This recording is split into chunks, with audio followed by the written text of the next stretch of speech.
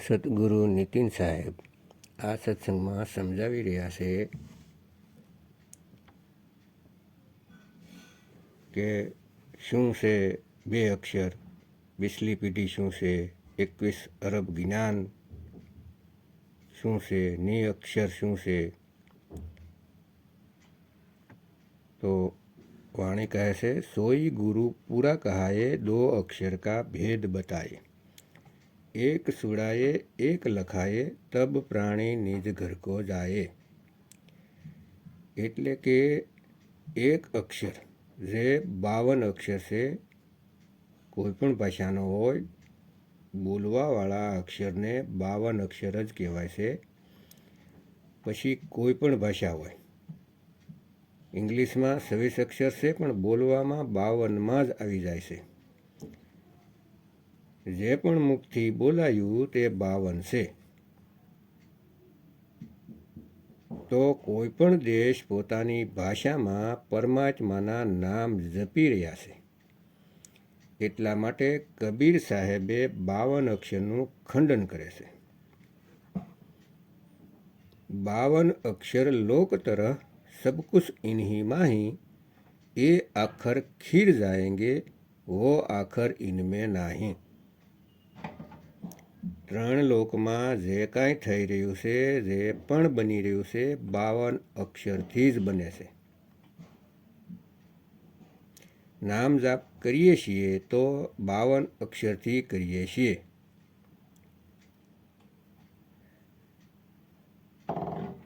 અને એ જ ભૂલ કરીએ છીએ કે પરમાત્માને પણ 52 અક્ષરમાં ઊભા કરી દીધા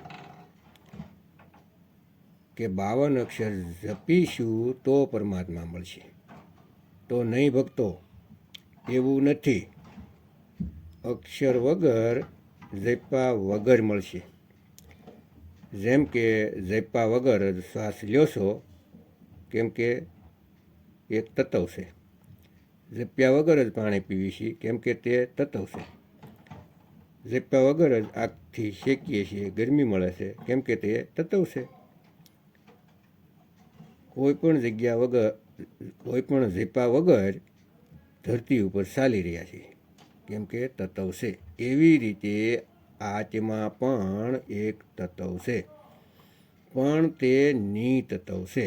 5 તત્વથી અલગ છે, એટલે તેને નિતત્વ કહે છે। જ્યારે તેને યાદ કરો છો તો જપ્યા વગર કરાય છે, સુરતી દ્વારા। હવે વાત કરીએ 33 અરબ જ્ઞાન હમ ભાખા તેની। ભક્તો, આનો ભેદ છે, એવું નથી કે ગણીને કહેવાય છે, નહીં ભાઈ। કેટલાક ગ્રંથમાં લખ્યું છે 14 અરબ જ્ઞાન ભાખા। તો આ બંને વચ્ચેમાં ફરક છે, તો આમાંથી હાંસવી વાણી કઈ છે? તો ભક્તો, આ સાંકેતિક જ્ઞાન છે। ભક્તો, એવું નથી કે 33 અરબ જ્ઞાન કહેવાયું કે 14 અરબ જ્ઞાન કહેવાયું, પરંતુ સ્વયંભૂ જ્ઞાની બનેલા છે એ નહીં સમજે। જેમ કે તમે 4:30 વાગ્યે રૂમમાં પહોંચ્યા, જ્યાં તમે મિત્રની સાથે રહ્યો છો, અને તમારો મિત્ર મોબાઈલમાં ગેમ રમતો હોય છે, અને તમે તેને કહો છો કે ભાઈ પાણી આપ, પણ તેણે સાંભળ્યું નહીં, કેમ કે તેનું ધ્યાન મોબાઈલમાં। તમે ફરીથી કીધું કે ભાઈ પાણી પીવડાવ, તેણે ન સાંભળ્યું। તમે ત્રીજી વખત કીધું ભાઈ પાણી તો પીવડાય, અને તેનું ધ્યાન મોબાઈલમાંથી હટીને તમારા તરફ આવ્યું। તો તમને કહેશે કે શું કહેશે ભાઈ? તો તમે કહો છો કે 36 વાર તો કહ્યું કે પાણી પીવડાય, સાંભળતો નથી। તો તે માણસ ઘડિયાળ જોવે છે અને કહેશે 4:30 તો તું આવ્યો અને હજુ 1 મિનિટ પણ નથી, એટલે માટે 36 વાર કહી દીધું, તું ખોટું બોલે છે। તો ભક્તો, આવા જ હાલ છે સ્વયંભૂના। કેલ્ક્યુલેટર લગાવીને, હિસાબ લગાવીને કહેશે કે કબીર સાહેબ 120 વર્ષમાં આટલું જ્ઞાન કેમ બોલી શકે? આવી હાલત છે। સાંભળીને એના ઉપર દયા આવી જાય છે। તો ભક્તો, 33 અરબ સાંકેતિક જ્ઞાન છે। જેમ કે કોઈ કહે કે લાખ વખત સમજાયું પણ સમજતો જ નથી, તો એનો મતલબ એ નથી કે 1,00,000 ગણીને સમજાવ્યું. જેમ કે આપણે કહીએ છીએ કે કોટી કોટી પ્રણામ, તો એક વખત પ્રણામ કરવામાં 20 સેકન્ડ લાગે, તો તેના હિસાબે કરોડવાર પ્રણામ કરવામાં કેટલો ટાઈમ લાગી જાય. તો ભક્તો આવું મંદબુદ્ધિ જે હોય છે તે કહેશે, વિવેકી નહીં. તો કહેશે કે બિસલી પીઢી હંસના તરહી. સાહેબ કહેશે, ધર્મદાસ તુમે લાખ દુહાઈ, સાર નામ બહાર ન જાય, બિસલી પીઢી હંસના તરહી. તો આ વાણીનો સ્વયંભૂ મહારાજ ખોટા અર્થ કરે છે. તેની મંદબુદ્ધિમાં આ વાત આવતી જ નથી ને સમજાતી જ નથી. કે કળયુગના તો હજી એટલા વર્ષ થયા છે ને હજી એટલા બાકી છે, તો હજી તો એટલા વર્ષ પછી સાહેબ મૂળ જ્ઞાન આવશે. તો ક્લિયર કહી દઉં ભક્તો, જેમ કે તમે દિલ્હીથી નીકળ્યા મુંબઈ જવા માટે અને તમે હવે સફરમાં છો, એનો મતલબ એ નથી કે દિલ્હી અને મુંબઈની વચ્ચેની જગ્યા કિલોમીટર ગણીને બરોબર હોય, એમ નહીં.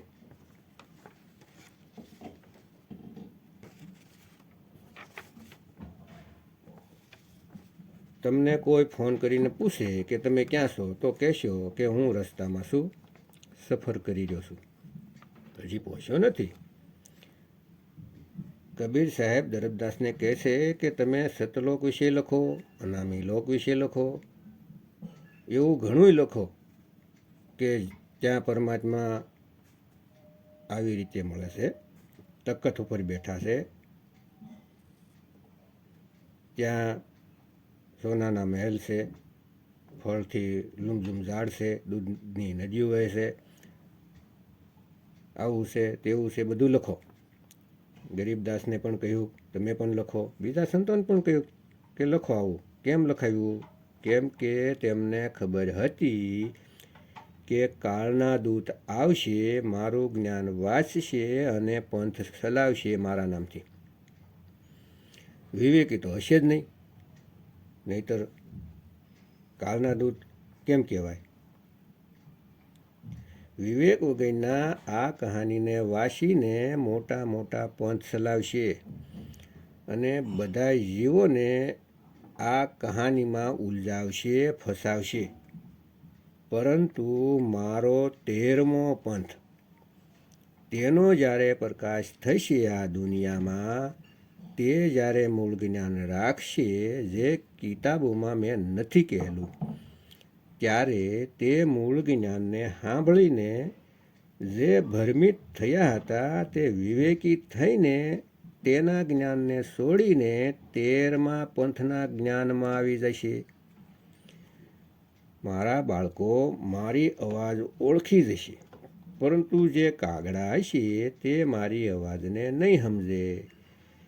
એટલે માટે કહ્યું હતું કે આ કાળના દૂત મારી વાણી ચોરીને પોતાના ગ્રંથ ભરીને સમજાવીને લોકોને કહેશે કે કબીર વાણી કહેશે મંદિર નથી જવાનું, પથ્થર નથી પૂજવાના, પાખંડથી ઉપર થવાનું છે, કર્મકાંડ નથી કરવાના. આ બધું કાળના દૂત પણ કરાવશે અને તેની વાત સાંભળીને જીવ કર્મકાંડ છોડીને ભક્તિ તો કરશે, પણ કાલદૂતની આપેલી ભક્તિ કરશે. કહેવાનો મતલબ સફર શરૂ થઈ ગયો છે, પણ તે ત્યાં નહીં પહોંચી શકે, એટલે તેને બિસલી પેઢી બોલે છે કે સફર તો શરૂ કરી દીધી, વચ્ચે પહોંચી ગયા પણ પાર નહીં થાય. જો સાર નામ કાળદૂતના હાથ લાગી જશે તો. કેમ કે કાળદૂત ક્યારેય નથી ઈચ્છતા કે જીવને સાર નામ મળે. તેઓ તમને 52 અક્ષરના નામ જ જપાવતા રહેશે અને અંતે કોઈ જ્યોતિ કે અનહદ નાદને સાર શબ્દ કહીને જીવન તમારું બરબાદ કરી દે. એટલા માટે ધર્મદાસજીને સાફ મનાઈ કરી દીધી હતી. धर्मदास तुम्हें लाख दुहाई और ये मूल ज्ञान बाहर न जाए. मूल ज्ञान बाहर जो पड़ी बिछली पीढ़ी हंस ना तरे. જેઓ ભક્તિ કરી રહ્યા છે વચ્ચે સુધી આવી ગયા છે તે મારા જીવ પાર નહીં થઈ શકે. ધર્મદાસ, કોઈને પણ સાર નામનું જ્ઞાન ન કહીશ. ગુરુમુખ કો તુમ જો બતાઈ, કપટી સે તુમ રાખ છુપાઈ. જો સાર નામ દેવું જ હોય તો તેની પરખ કરી લેજે. પ્રથમે શિષ્ય હોવન જો આઈ, તાકો પાન દ્યો તુમ ભાઈ. તુમ એમ નથી લખ્યું કે હું આપીશ, તુમ લખ્યું છે. વિવેક લગાવો વાણીમાં. જબ દેખો તુમ દ્રઢતા જ્ઞાના, તાહે સે કહો શબ્દ પરવાના. શબ્દમાં જબ નિશ્ચય આવે, તાકો જ્ઞાન અગાધ સુનાવો.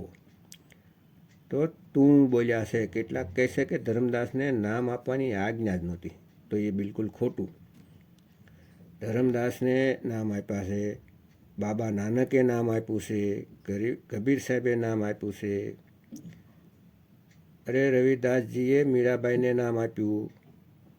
મીરાબાઈના ગુરુ થયા શબ્દ ગુરુ, જેનું તે સ્મરણ કરતા હતા, ધ્યાન કરતા હતા. મીરાના પરમાત્મા રવિદાસજી નથી થઈ ગયા.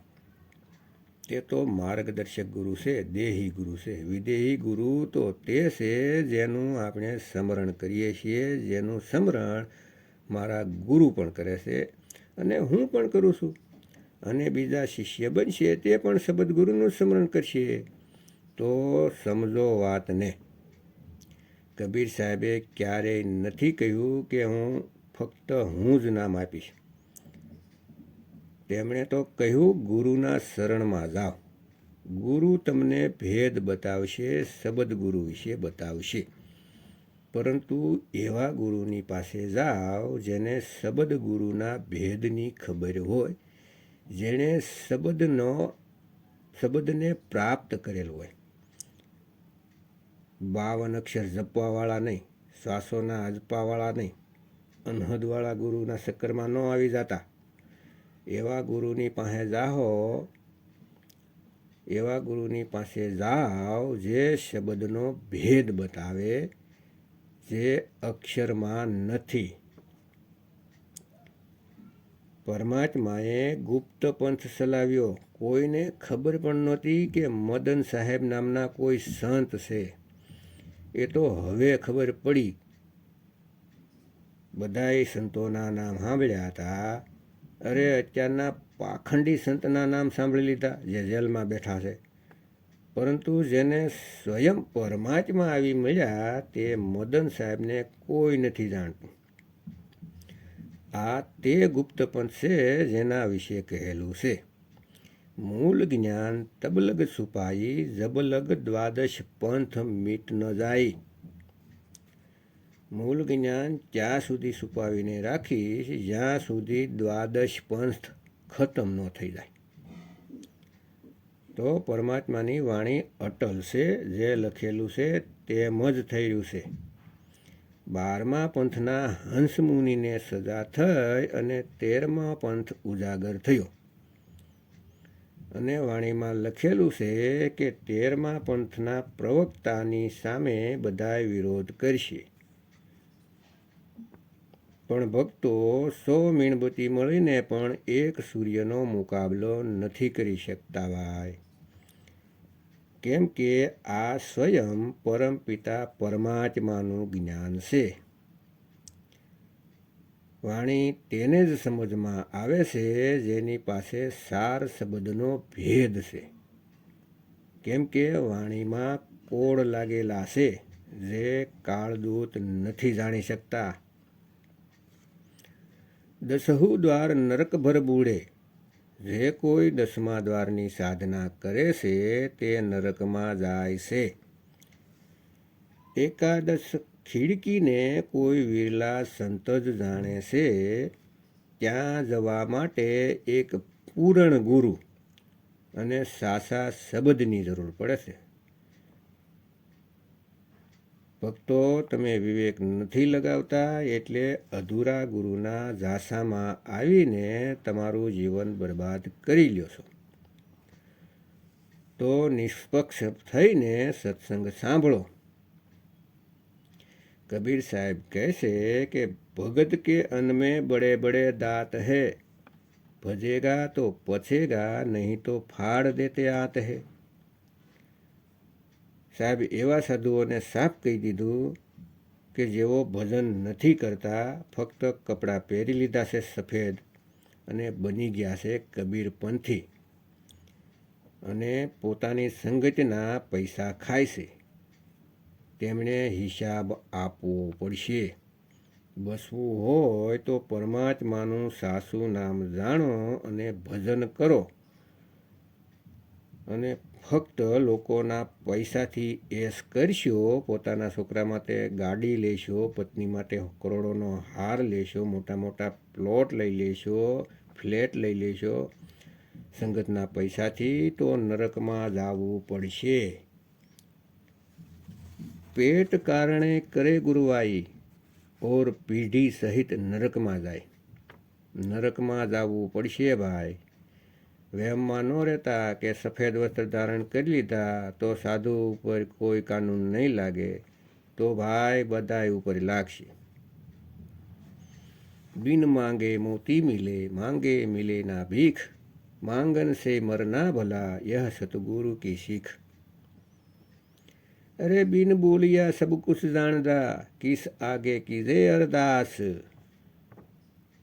અત્યારે તો મોઢામાં જીભ આવી ગઈ છે, તો તમે એમ વિચારો છો કે જ્યાં સુધી હું બોલું નહીં તો પરમાત્મા સાંભળશે નહીં. એ તો બેરા થઈ ગયા છે. પ્રાર્થના કરતા ફરો છો, માંગતા ફરો છો. અરે જ્યારે તમે નાનું બાળક હતા, જ્યારે તમે જન્મ્યા હતા, મોઢામાં જીભ પણ નહોતી બોલતી, ત્યારે પણ પરમાત્માએ તમને ભૂખ્યા નથી રાખ્યા. દરેક વસ્તુ મળી, બધું માગ્યા વગર કર્યું. અરે જાનવર કાંઈ નથી જાણતા કે પ્રાર્થના કેમ કરાય, અરદાસ કેમ કરાય. તેને પણ દરેક જગ્યાએ ખાવા પીવાનું પોગાડે છે, તેની રક્ષા કરે છે, તે બધું કરી શકે છે. અરે તે માલિક છે. सीटी के पग नेबर बाजे वो भी साहेब सुनता है. કીડીના પગમાં ઝાંઝરી વાગે ને એ પણ સાંભળે છે. તમારા અક્ષરોની કાંઈ હેસિયત નથી. ઘટઘટકી જાણે છે, પટપટકી જાણે છે, તે બધું જાણે છે કે તમારા મનમાં શું હાલે છે, કહેવાની જરૂર નથી. તો ભક્તો વિવેક લગાવો. સ્વયંભૂ આત્મજ્ઞાનીઓએ ભરમજાળ ફેલાવી રાખી છે, તેને કાપી નાખો અને સત્યને જાણો. અને અત્યારના બિઝનેસમેન ગુરુની જાળમાંથી નીકળો. ભક્તો તમે કોઈ શરીર નથી, વિદેહ રૂપ છો.